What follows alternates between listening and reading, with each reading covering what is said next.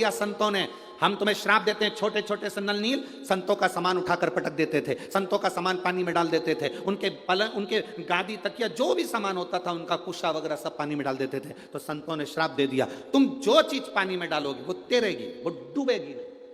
अब उनका श्राप आशीर्वाद हो गया, राम जी के लिए उनका श्राप आशीर्वाद हो गया। और आशीर्वाद यह हो गया कि वो राम नाम लिख के पत्थर फेंके गए और वो तैरने लगे।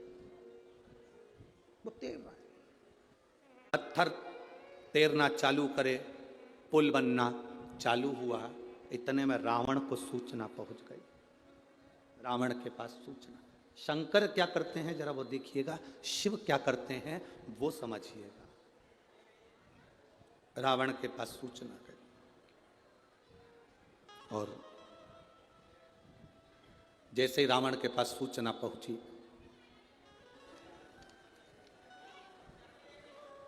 रावण ने सूचना पाते से ही उसी समय पर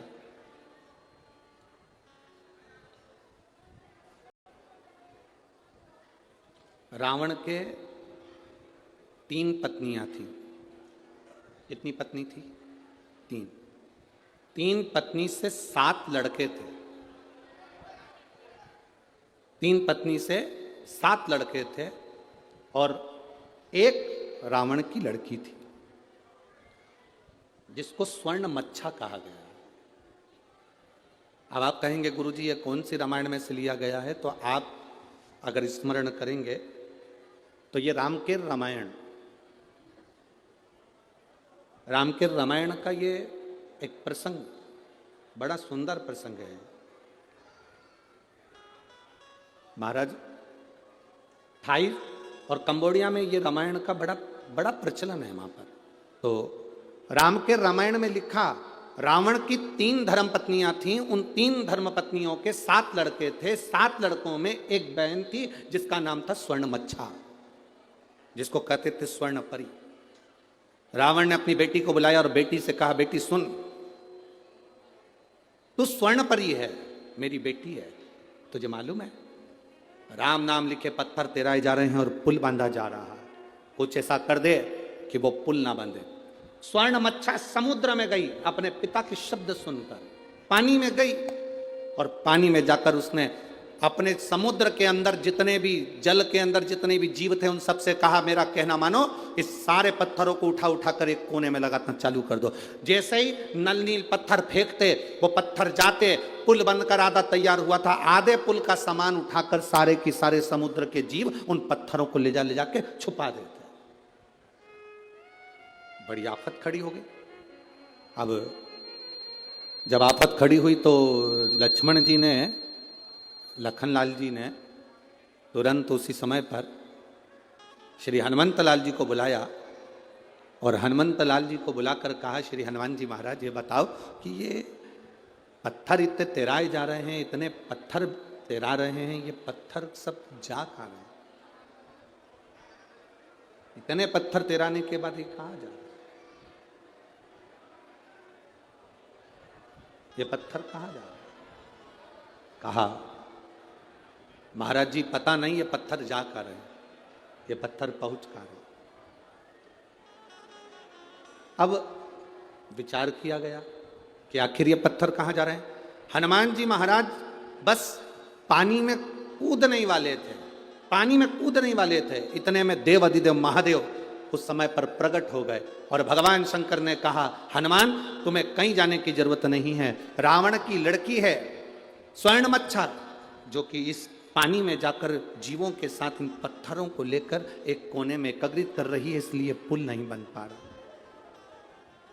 आप आज्ञा करें मैं क्या करूं?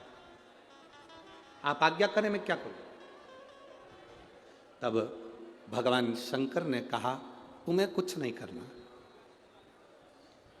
केवल तुम्हें करना कुछ नहीं है, केवल एक काम करना, अपनी जो गदा है उसको जल में छुआ देना, केवल जल में छुआ दो। हनुमान जी की गदा का नाम क्या था? जल्दी बोलो, जल्दी सब मिलकर बोलो जल्दी से। भाई अपन कहते हैं कि राम जी के हाथ में धनुष था, अर्जुन के हाथ में धनुष था, परशुराम जी के हाथ में फरसा था, सब शस्त्र का नाम है। तो हनुमान जी के हाथ में जो गदा थी उसका नाम क्या था?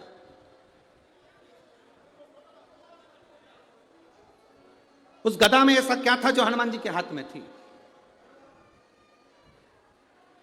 हनुमान जी के हाथ में जो गदा थी उस गदा का नाम क्या था? उसका नाम था कुमोदकी। कौन सी गदा थी वो? जम के बोलो जरा, सबको याद होना चाहिए।